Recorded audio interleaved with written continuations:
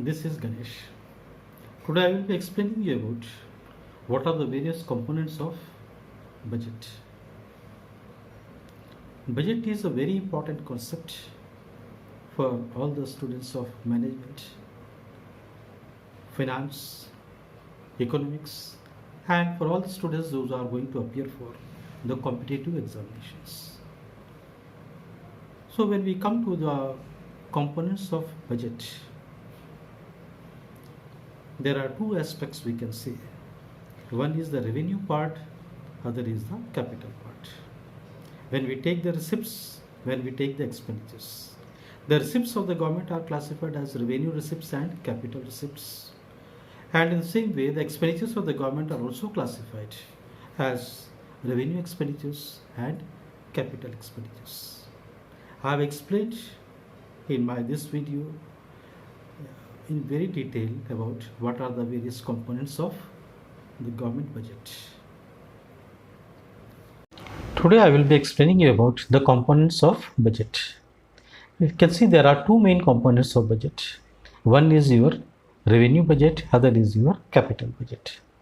Now, revenue budget deals with the revenue aspects of the government, and capital budget deals with the capital aspects of the government. Now, what are these revenue aspects? Revenue aspect means that include revenue receipts and revenue expenditures. Revenue means we know that is income. Now, revenue receipts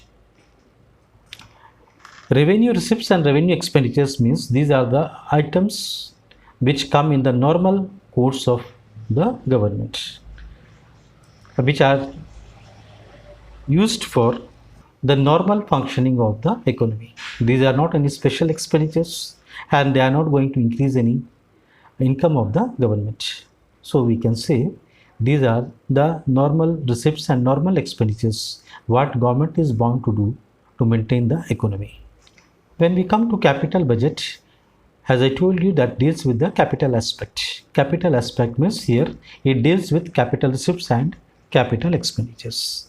Here big amounts of money is spent or received, and definitely the capital expenditure and capital receipt is going to make a change in the behavior of the government.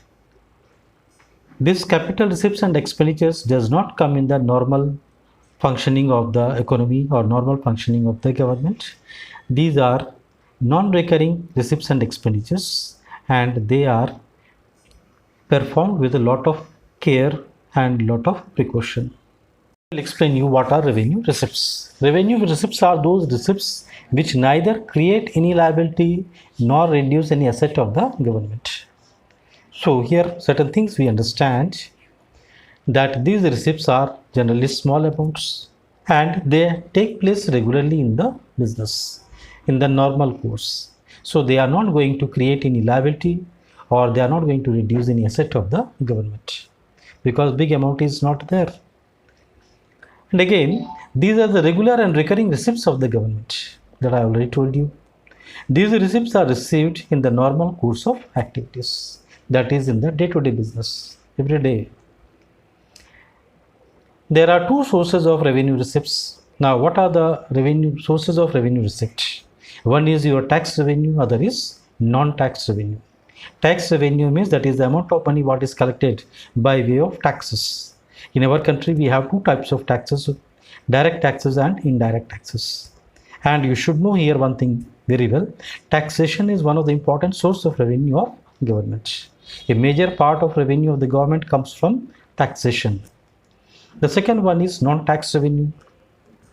We can say non-tax revenue include all the receipts of the government from all sources other than the receipts from the taxes, excluding taxes. Other sources from where government receives the money, that is called your non-tax revenue. Some of the examples of these non-tax revenue are like interest. We give loans to other countries, we get interest on that. Interest is a non-tax revenue. Then profits and dividends, fees, license fees, fines and penalties, estates, grants and gifts, forfeitures, all these things come under your non-tax revenue. The money what is received by the government other than a tax is called non-tax revenue.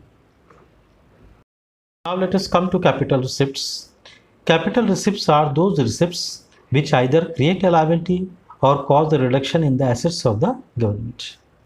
These are non-recurring receipts and also does not come in the normal course of activities. So what we understand is capital receipts is just opposite of your revenue receipts.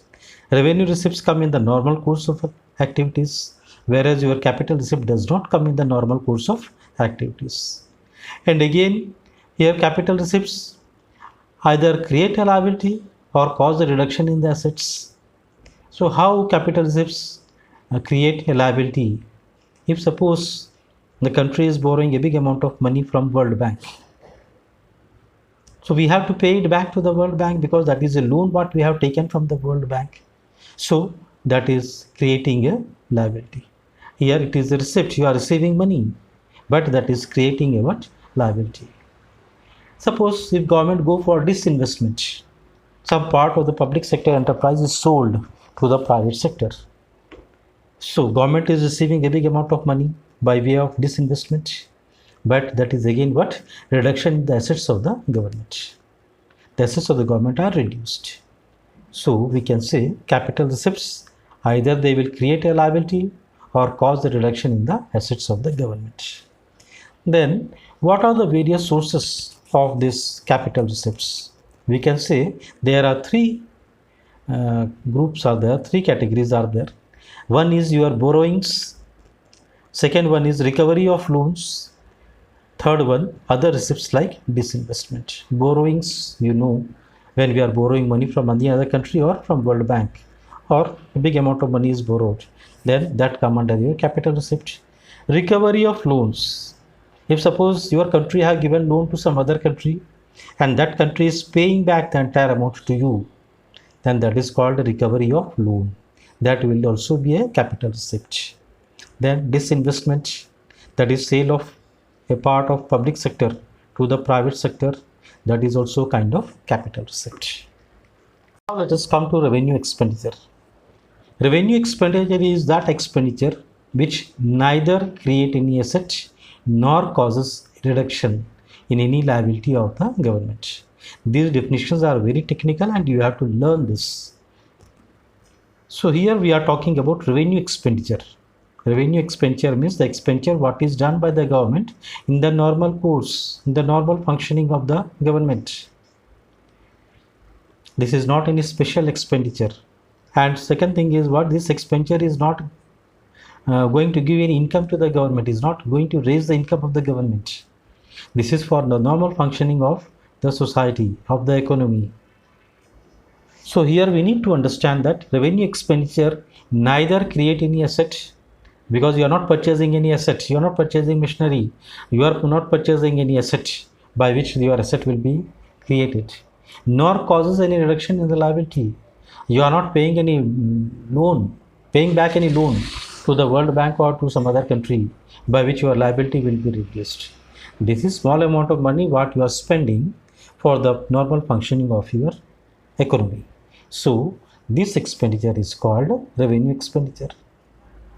Now here certain examples I have gave you, like understand the defense expenditure, health services expenditure. These are the responsibilities of the government. The government is supposed to do that. So whatever money government is spending on defense, that is not capital expenditure, that is only a revenue expenditure. In the same way, whatever expenditure government is doing for the health services, that also come under your revenue expenditure. Now let us see what is capital expenditure. Capital expenditure is that expenditure which either creates an asset or causes a reduction in the liabilities of the government. If suppose government spends a big amount of money to purchase any asset, then that will be a capital expenditure because the asset is created and that asset will be used for further generation of income. For further production of goods and services, the profit earning capacity of the government will increase. So we call it capital expenditure. Purchase of asset can be called a capital expenditure. Or causes a reduction in the liabilities of the government. If suppose you are repaying the loan what you have taken from the World Bank, then that will be your capital expenditure. Because your liability is reduced, you have to pay a big amount of loan to World Bank that was shown in the liability side of the balance sheet of the government. Now what is happening? You are paying back that loan. You have paid back that loan. So that liability is reduced. So we can say capital expenditure is that expenditure which either create an asset or cause the reduction in the liability of the government. Further, we can say this expenditure is non-recurring in nature. This does not take place every day, or does not come in the normal functioning of the government. Why? Because big amount of money has to be spent. That cannot be done every day, or that cannot be done frequently. So that is non-recurring in nature. So certain examples I gave you here, like construction of roads. National highways are maintained by the central government. State highways are maintained by the state governments. These expenditures come under your capital expenditures, because this will help in movement of goods from one place to another. This helps in earning the revenue for the government. Then construction of flyovers, all this come under your capital expenditures.